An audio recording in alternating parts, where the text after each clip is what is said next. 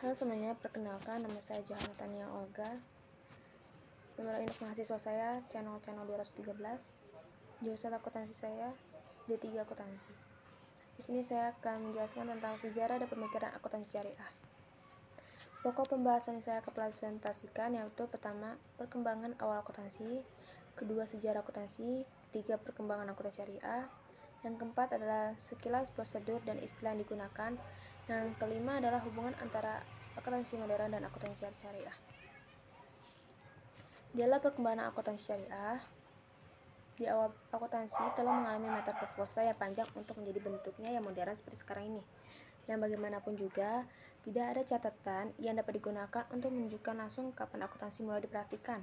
Namun, bisa diperkirakan bahwa akuntansi telah dipergunakan sejak zaman pra-Masehi, sehingga akuntansi merupakan bagian dari ilmu pasti. Dalam perkembangan selanjutnya, ilmu akuntansi lebih cenderung menjadi bagian dari ilmu sosial, yang kini akuntansi masih berada di tengah-tengah pembagian ilmu.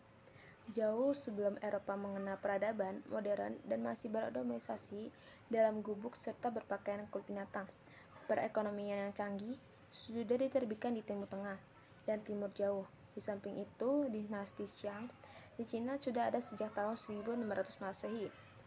Sementara mengenai catatan yang canggih, di India berasal dari tahun 2300 sejak Masehi.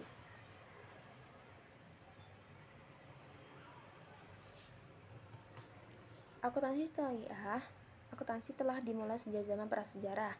Bukti tentang pencatatan dapat ditemukan sejak zaman kerajaan Babilonia, tahun 4500 sejak Masehi. Firaun Mesir dan Kuda Hammurabi tahun 2250 sejak Masehi. Dan sebagaimana ditemukan bahwa ada kepingan pecahan atau pencatatan akuntansi di Elba Syariah Utama.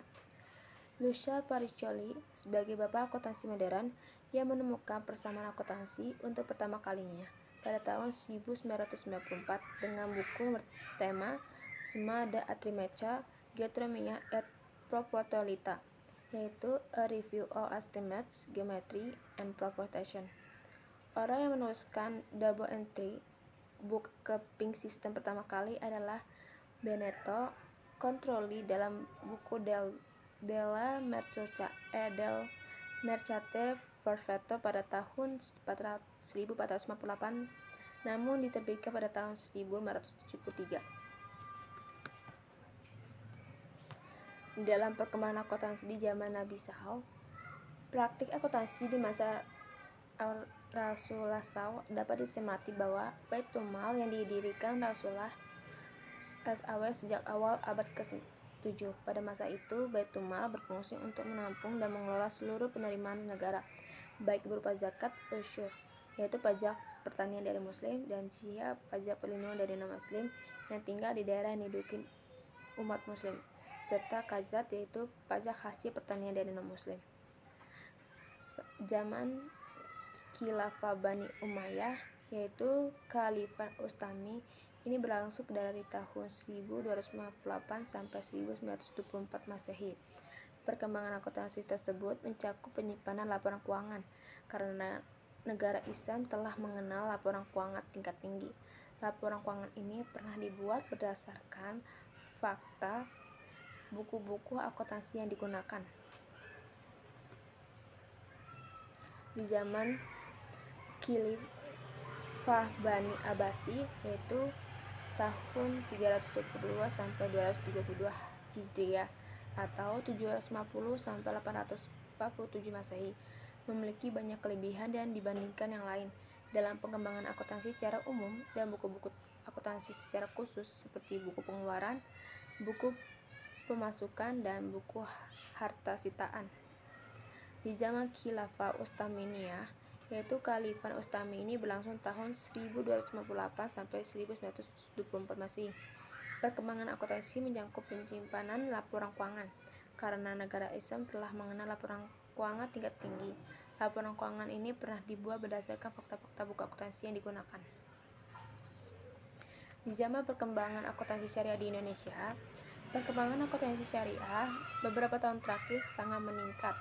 Ini ditandai dengan seringnya kita menemukan seminar, workshop, atau diskusi dan berbagai pelatihan yang membahas tentang kegiatan ekonomi akuntansi Islam, mulai dari perbankan, asuransi, penggadaian, sampai pada bidang pendidikan.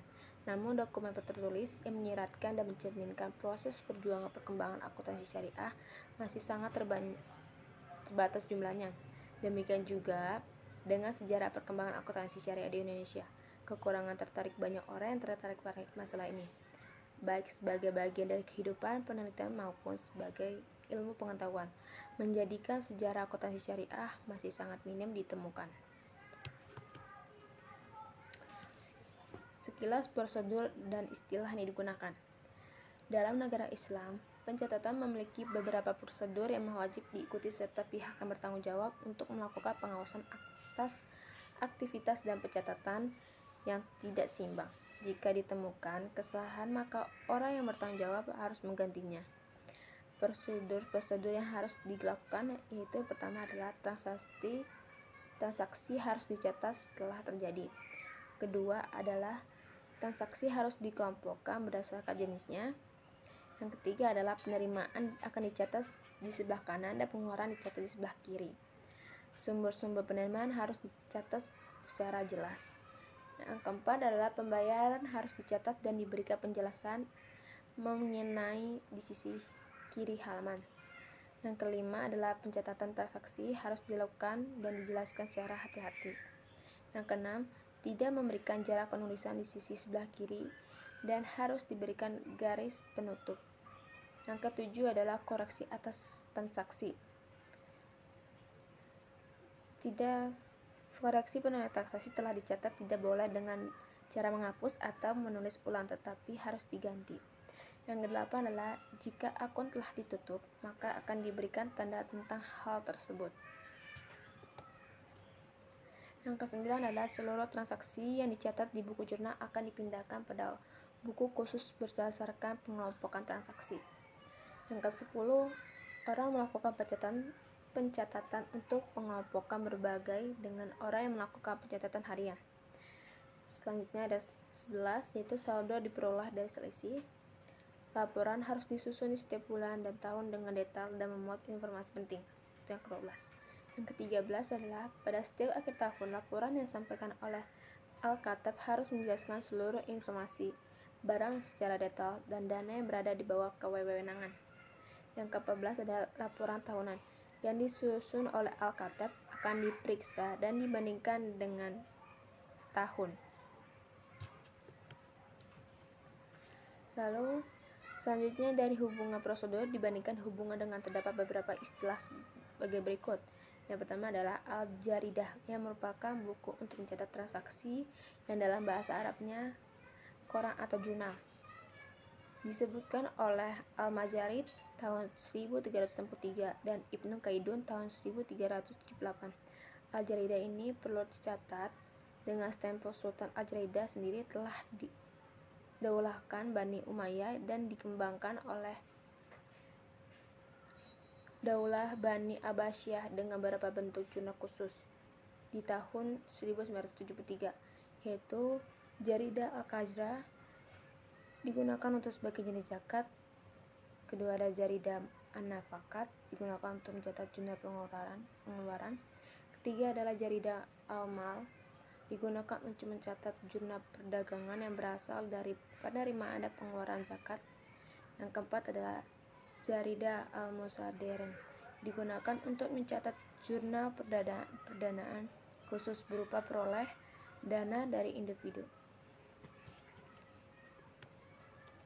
Yang kedua adalah Daftar Al-Yaumiyah yang digunakan untuk pembuatan jurnal voucher atau asyahid, yaitu bertanggung jawab atas Al-Khatib dan disetujui oleh pimpinan Dewan dan Menteri.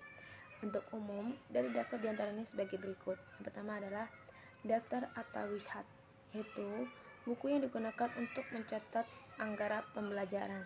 Yang kedua adalah Daftar At-Tawilat, yaitu buku untuk mencatat keluaran masuknya dan antara wilayah dan pusat pemerintahan. Hubungan antara akuntansi modern dan akuntansi syariah. Lucia Pacioli mencatatkan bahwa setiap transaksi harus dicatat dua kali di sebelah kanan, yaitu kredit, dan sebelah kiri adalah debit. Dengan kata lain, bahwa pencatatan harus diawali dengan penulis kredit kemudian debit. Hal ini menimbulkan kecurigaan bahwa Pak Cole menerjemahkan dari bahasa Arab yang ditulis di sebelah kanan.